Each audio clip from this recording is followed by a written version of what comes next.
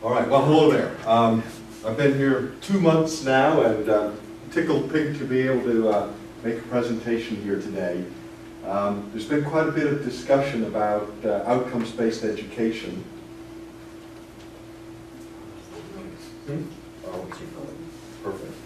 About outcomes-based education, and I've taken, as Dean of an engineering school through ABET accreditation, and they are a gold standard, frankly, in outcomes-based education, and then moved to Northern Virginia Community College, which is one of the largest community colleges in the nation, and was dean of all of the, essentially the STEM and business programs at the Alexandria, Virginia campus, with about 17,000 students annually.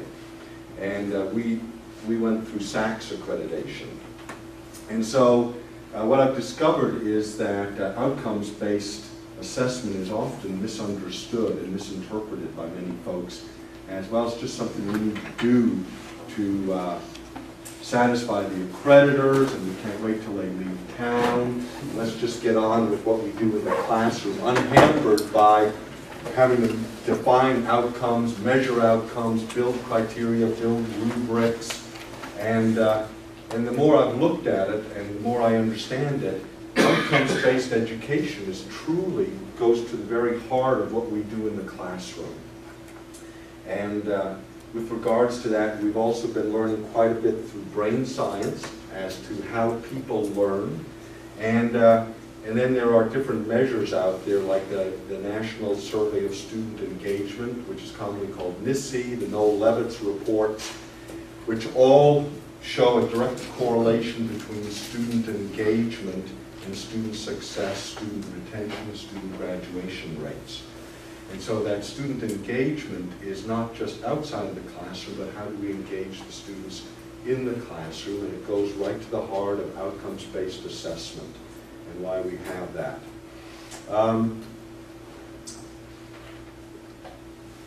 We've heard a lot about moving away from lecture to collaborative teaching methods. We've heard a lot about incorporating educational technology, be it the computers, be it iPads, be it smart boards. So what does it all mean? And I just thought I'd share with you a little bit of what happened up in Virginia.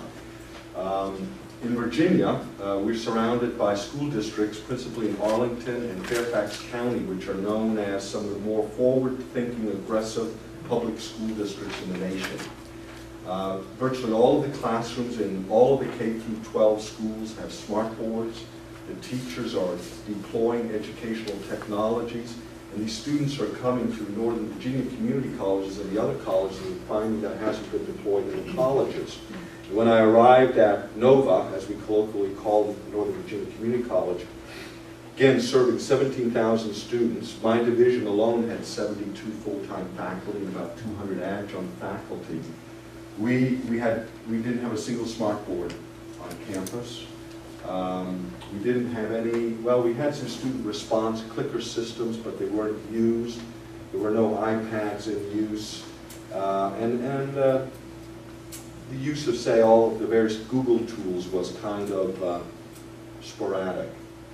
So when we arrived there, we set about changing that dynamic. And I want to introduce, by the way, my wife, Leslie, who was an elementary school teacher and joined NOVA shortly after I did as the head of the instructional design group that was looking to integrate a lot of the educational technologies and work with the faculty on collaborative teaching methods. A typical response I got, for example, from my assistant dean for mathematics, who did her PhD work at Rice, by the way, just down the road a ways, was, you know, I don't have time for this. I'm in lecture mode. I got to get the material out there because these students have to meet the rigors of a four-year university, because my students are all geared towards transferring to George Mason University, the University of Virginia, a good four-year institution. And if I don't get the material out there, we're going to lose the transferability status. You've got to show me how to do this. And we had a number of conversations, just show me. And my argument back was, okay, well, you can deliver 95% of the material in lecture format and meet that requirement, but how much will the students retain? Maybe 50%? Because brain research is showing that the attention span is on the order of 10 to 12 minutes. And if you're going longer than that without engaging them, without involving some kinetics where they're getting up and moving around, you're just fooling yourself. At that point, they might be taking notes if they're still awake and if they're not on their iPads or iPhones, right? But maybe they're not absorbing it anymore and they're starting to zone in and out, and they're going to have to revisit the notes to learn it. Or you can deliver 80% of the material and boost the retention rate to 70%. So it's your choice. What do you want to do? And then given, you know, well, what do you teach? You know, hammer home the basics and make sure that they leave the class knowing the basics and they can pick up the rest. So those were my arguments with the faculty. Well, so what we have is essentially in the country, we have what I've termed Education 1.0, and we're moving towards Education 2.0. And in Education 1.0, we've essentially got, as you probably heard, the sage on the stage. And there you are in lecture mode. This is how many of us learned. This is the predominant manner that I went through school. You sat still, you listened, you took notes. Maybe the instructor might ask you for questions, and then if you needed to, there were always office hours, or maybe there was a teaching assistant to go to. Most of the courses were packaged as 3-credit courses. Maybe you had a 4 or 5-credit course if there was a lab involved. Calculus, math was often 5 credits because you'd go Monday through Friday for an hour. We had distinct enrollment metrics, and the basic method of evaluation was the grades. You know, you assigned a grade, and if you got an A or a B or a C, you were deemed to have learned the material. If you got an A, you mastered the material. Nowadays, we're more of a guide on the side. Courses are tailored. You'll find, say at the community colleges, in addition to full semester 16-week courses, we had 8-week courses, 4-week courses. We were delivering them online, on the ground, on site with industries. No longer did we have general enrollment metrics as to how many enrolled, how many passed, how many graduated, but we actually were taking a look at the value propositions as to what were the students doing with what they were learning. What kind of schools were they transferring to? What kind of jobs were they qualifying for? What were their salaries? What was their quality of life based on what they were learning? And then we were moving from evaluating the instructors and the quality of teaching from just the grade distribution, which is something a dean can very quickly look at, to the learning outcomes, which is far more difficult to look at. And so we're somewhere in between education 1 point something or the other. Add into that now all of the different types of learning, problem-based learning, learning communities, collaborative learning, cooperative service learning. So these are opportunities now where you're actually engaging the students in the class. And here's the crux of the matter. In outcomes-based education, the student is no longer solely responsible for their learning.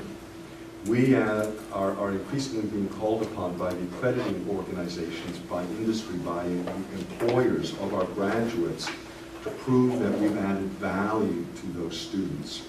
And Google, I've heard, doesn't even look at transcripts or the GPAs that much. When a candidate comes in, they do an independent assessment of that candidate, and they can find golden nuggets among folks who might not have a 4.0 GPA. And so the problem then becomes a shared problem. It's a shared risk and responsibility between the instructor and the students as to what is learned. The students nowadays want to have more input and help shape the curriculum. And I've run across faculty members who actually openly ask the students to help shape the syllabus. Like, okay, what should be our policy on late homework and the grades assigned, or the points deducted from late homework? And they find that the students are actually pretty rational about it, and sometimes are tougher on themselves than we are, but because they shaped and voted on that policy in your syllabus, they're going to hold each other accountable to it and enforce it and make life easier for you. And they're also going to voice up about what they might want to learn. So as, in addition to the material that you really need to get across, what other kinds of topics would they like to have? And so that ability then is, but then the question is, how do you measure their learning? If you're just lecturing, you can measure or take a guess at the learning by looking at how many heads are down on the desk, how many eyes are closed, okay? How many people are looking at their iPads or laptops. But you fundamentally don't know if they've gotten the material and if they're ready for the next lesson. In the old days, where the responsibility was on their shoulders, you didn't have to care. It was up to them. Nowadays, in the shared responsibility, where you're increasingly being asked to ensure that they learn, you got to have some way to know. So all of these techniques where you're engaging the students, giving them work in the class to do, where you can walk around and observe them, putting them at the boards, and having them working together or individually allows you now to observe them and make adjustments on the fly in any given lesson, rather than waiting until the first exam to see if they got it and then making adjustments. And at that point, it might be too late. Because by the first exam, you're hoping that they've mastered the principles upon which the rest of the course is based. And so this method, so now in outcomes-based assessment, the crux of the matter, the basic question is, how do you know if they've learned in any given lesson and are prepared to move on? And so that ability to engage the students through non-technical means, as well as through outside of the classrooms, technical means, your advisory boards, and then all of the educational technologies all figure into the delivery and the learning in the classroom. This is supported by the brain research now about how important it is for people to be up and about and moving. I tested it once. I read that, well, for example, we all learned that brain cells cannot be replicated. You cannot grow a new brain cell, but you can kill brain cells. Not true. We've learned a tremendous amount of brain plasticity, and actually you can regenerate, grow new stem cells in your brain. And the most important thing that you can do to grow new brain cells is exercise. Okay? It probably goes back to evolution, where if you were a couch potato, you know, the mammoth tiger would come along and eat you up. So the smart people are the ones who were moving around. Well, you can actually grow new brain stem cells, new brain cells, through exercise. And I've also been reading a number of schools that are positioning their phys ed classes in high school before math and calculus classes. And they're finding that the at-risk students are performing better. So I did a test. I went out, ran a couple of miles, and I came in and I did some, there's lumosity.com brain exercises. And I was able to whiz through them, and I actually got higher scores within 10 minutes after exercising. So we're learning a lot about brain research. We're learning a lot about the importance of student engagement with regards to retention, student success. And so I just wanted to share with you a few things we did. Give me 1 minute. Some of the things we did, flipping the classroom. I'm sorry. Seems like a daunting task, but you can take it in bite sizes. For example, film yourself giving the syllabus, post it on Blackboard. And now the students can go back to the syllabus if they have any questions about the rules. My chemistry professor built short 2-3 minute videos of chemical lab procedures that students could go to see how do you pipette a solution before the lab, thereby reducing the amount of prep work the instructor had to do. We deployed clickers. Within 2 years, we had about 20 smart boards up and operating. But what was key to that was professional development.